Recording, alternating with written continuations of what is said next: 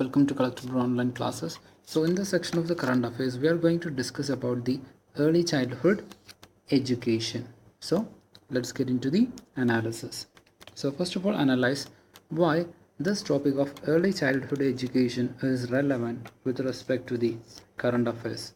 So here the news is in, or the topic is in news because the early childhood education is made a fundamental right, and still there are millions of students who are out of schools. So this early childhood education here includes from 6 to 14, but we are talking about 0 to 6 years. So even though this is a significant in relation to the social development and the development of the child that has been neglected, and we are focusing on this 6 to 14 years. So in order this 6 to 14 years to be a fruitful, and the policies and the programs which is targeting this age group to be well intended, then this age group has to be well molded to accept them.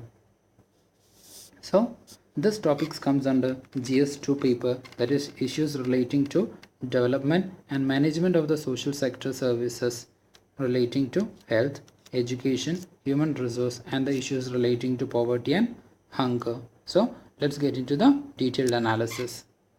So let's analyze the importance of the early childhood education. We know that the preschool education yields a greater return than any other form of the education, and some Indian states are becoming more cognizant of this. And one of the examples is the Rajasthan government. So in this analysis, we are taking this case of Rajasthan government, how it can be replicated in other states to effectively focus on this early childhood education and their development. And for instance, the Rajasthan state vision of the early childhood education state, the first 6 years of the child life are globally acknowledged to be the most critical year for the lifelong development. Now let's analyze the present status of the early childhood education in India, why it is not getting the required attention. So in terms of scale, the network and the vision established by India's integrated child development scheme is admirable. So as it is launched in 1974, the integrated child development scheme has expanded from just 33 UNICEF funded programs to a network and which is almost 1.4 million Anganwadi centers, and it providing a package of health and preschool services to 10 crore beneficiaries. So this covers a large sections of the population as expanded exponentially. So this network is by far the largest in the world and perhaps a unique one. And let's analyze the present status of the early childhood education in India. So India's quality of early childhood education lags behind the rest of the world, ranking last among the 45 countries in the Economic Intelligence Unit 2012 survey. And in several parts of India, the Anganwadis typically operate in a single room with 3-person staffs. One is the Anganwadi worker and an Anganwadi helper and an ASHA or a community health worker. So now let's analyze the issues or the concerns with respect to this early childhood education. So here, unlike countries such as Brazil, South Africa, India doesn't guarantee early childhood care and education to children under the age of the 6 years. So from 6 to 14 years, the education has been made a fundamental right under the Right to Education Act. But from 0 to 6, this has not been covered under this right to education. And while this Article 45 of the Constitution, which comes under this directive principles of state policy, is stating or directing the state to provide free education to all children up to the age of 14 years. And the 86th Constitutional Amendment Act 2002 and subsequently the Right to Education Act caused a shift by defining education as a right for children between the age of 6 to 14 years. So even though the DPSP has been given the direction to all children under the age of 14 years. This particular constitutional amendment and the subsequent Right to Education Act has limited this into this particular age group of 6 to 14 years. Therefore, those coming in the age group of 0 to 6 has lost or has deprived of their attention from the side of government, and this effectively released the states from its obligation to provide quality education at the early childhood, that is from 0 to 6 level group. And the staffs are generally underpaid, that is with respect to the issues that is concerning this early childhood education. The staffs are generally underpaid and lack the necessary skills and motivation to excel their jobs.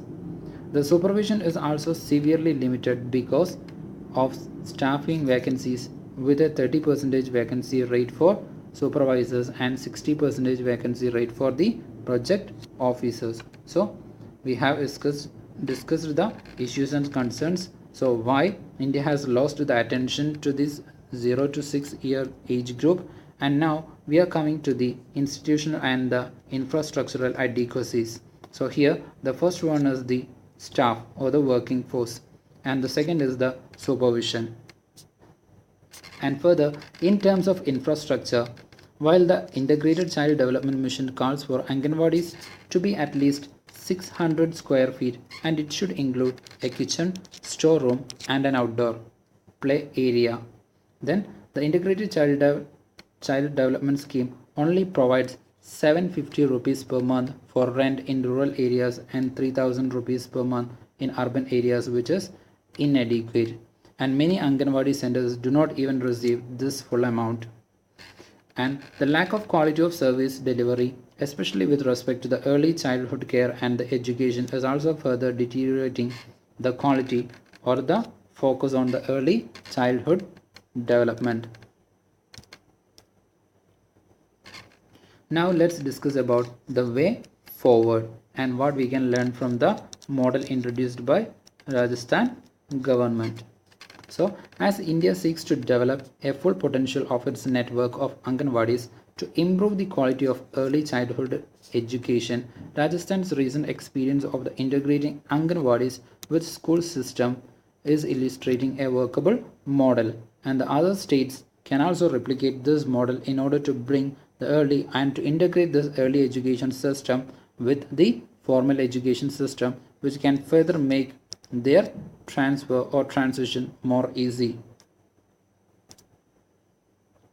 Then the Rajasthan has taken proactive steps to address his web of problems by integrating or co-locating Anganwadis with local government schools. So they have integrated or have brought this Anganwadi centers under the supervision of the government schools. Then, though this initiative, government schools across the state will integrate a nearby Anganwadis as part of the school itself. So that is this scheme is looking for. Then the goal is to provide more consistent and continuous supervision to the Anganwadis and facilitate continuity to the quality public school. So another benefit of this scheme is that the Anganwadi centers covers students from 0 to 6 age group, and the school education covers from 6 to 14 years. So there is a transition happening between this age group into this age group. So if you are integrating this Anganwadi centers along with the schools, this transition of the children from this Anganwadi centers into the schools will become smooth, and thereby we can also increase the enrollment in the public schools. Now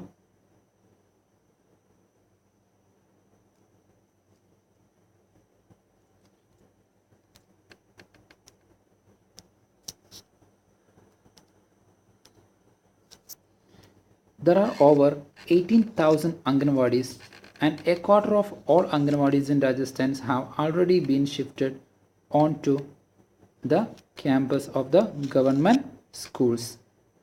And most of these Anganwadis were previously running in the rented rooms, and there is no need of this rented room as they have now shifted into the government schools. And with this rented room they have this limited enrollment and infrastructure. By giving them a proper room and ensuring that they function on a defined daily schedule, integration is a win-win for both Anganwadis and the government schools. Now let's discuss about the further measures. So here, drawing on existing synergies between the Anganwadis and the government schools can help Indian state to deliver a better early education and childhood care.